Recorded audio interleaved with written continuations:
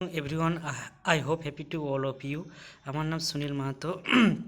আজকে আমি আলোচনা করব যে আমাদের বিএডের ফোর্থ সেমিস্টারে ইপিসি 3-র একটি ই কন্টেন্ট ডেভেলপমেন্টের উপরে বা ই কন্টেন্টের উপরে একটি বিষয় আলোচনা করব।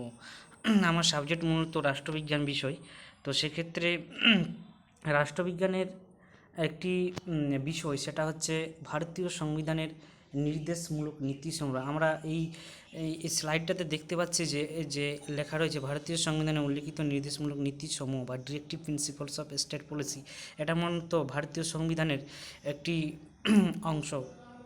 তো সেক্ষেত্রে আমরা জেনে নেব যে ভারতীয় সংবিধানে উল্লিখিত নির্দেশমূলক নীতি কী এবং তার যে বৈশিষ্ট্যগুলো রয়েছে এবং কী আলোচনা রয়েছে সেটা আমরা পরবর্তী স্লাইডে দেখে নেব।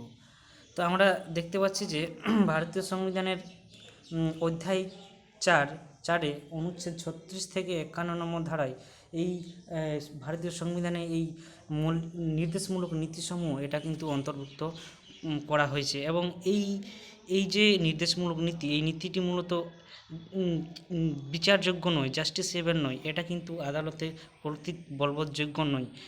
এটা যদি লঙ্ঘন করা যায় সেটা আদালত সেটা সরাসরিভাবে কিন্তু তার অ্যাকশন নেবে না। এই কিন্তু এটা অ্যাকশন না নিলেও এটা কিন্তু দেখা যায় রাষ্ট্রগুলির ক্ষেত্রে একটা বিশেষ নীতিরূপে কিন্তু প্রযোজিত হয়। আচ্ছা, এই নীতিগুলির কিছু বৈশিষ্ট্য রয়েছে, সেগুলো আমরা পরবর্তী স্লাইডে দেখে নেব। আচ্ছা, নির্দেশমূলক নীতি 3টি ভাগে আমরা ভাগ করতে পারি। সেটা হচ্ছে একটা সামাজিক এবং অর্থনৈতিক ক্ষেত্রে প্রথমটা। তো সেক্ষেত্রে আমরা যে সামাজিক এবং অর্থনৈতিক যে নীতি সেইগুলো কিন্তু আমরা দেখতে পাই যে আমরা মূলত দেখি যে 36 থেকে 51 নম্বর ধারায় নির্দেশমূলক নীতিগুলি সম্পূর্ণভাবে আলোচিত রয়েছে ভারতীয় সংবিধানে। তো সেক্ষেত্রে সামাজিক ও অর্থনৈতিক যে নীতিগুলো সেটা রয়েছে মূলত অনুচ্ছেদ 39 বা 39 নম্বর ধারায়। সেটা হচ্ছে, সেখানে কি বলা হয়েছে না, পুরুষ ও নারী সমান অধিকার এবং অর্থনৈতিক বৈষম্যের দূরীকরণ, এই বিষয়টি কিন্তু আলোচনা করা হয়েছে। এবং এছাড়া 39 অর্থাৎ 39A এতে আলোচনা করা হয়েছে উপযুক্ত বা জীবিকার উপযুক্ত উপায়ে অধিকার, মানে এখানে জীবিকার কথা বলা হয়েছে। এবং আমরা যদি দেখি আরেকটা বিষয় যেটা সামাজিক অর্থনৈতিক নীতির মধ্যে পড়ে, সেটা হচ্ছে অনুচ্ছেদ 41 বা 41 নম্বর ধারা। সেটাতে কিন্তু কর্মসংস্থান, শিক্ষা এবং জনসেবার কথা কিন্তু আলোচনা করা হয়েছে। এছাড়া আরও যে বৈশিষ্ট্য রয়েছে সেগুলি হলো মূলত আমরা দেখি যে 42 নম্বর অনুচ্ছেদে বা 42 নম্বর ধারাতে দেখা যাচ্ছে যে কর্মক্ষেত্রে ন্যায্য মানবিক শর্ত এবং মাতৃত্বকালীন সুবিধা, যেটা ম্যাটারনাল হেলথ, এইসব বিষয়গুলো কিন্তু এই আলোচনা করা হয়েছে এই 42 নম্বর আর্টিকেলে। এছাড়া আমরা দেখতে পারি যে আর্টিকেল 43-তে এই এই এখানে মূলত ওই অর্থনৈতিক বিষয় এবং সামাজিক বিষয়গুলি আলোচনা করা হয়, যেটা হচ্ছে শ্রমজীবী শ্রেণীর জন্য জীবিকার উপযুক্ত ন্যায্য পারিশ্রমিক, এই বিষয়গুলো কিন্তু আলোচনা করা হয়েছে। এছাড়া 47 জনস্বাস্থ্য রক্ষা এবং মদ্যপান, নেশাদ্রব্য নিষিদ্ধকরণ, এই বিষয়গুলো কিন্তু এই একটা প্রিন্সিপালের মধ্যে পড়ে।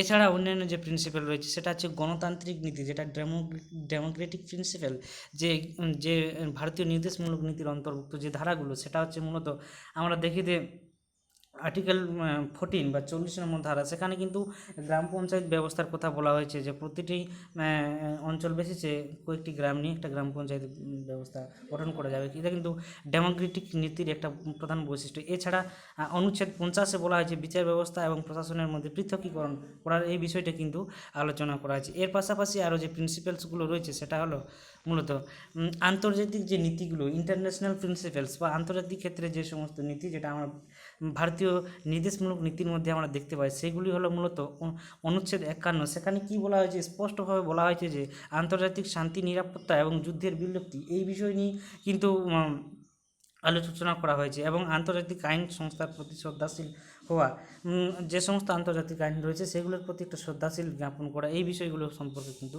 আলোচনা করা হয়েছে।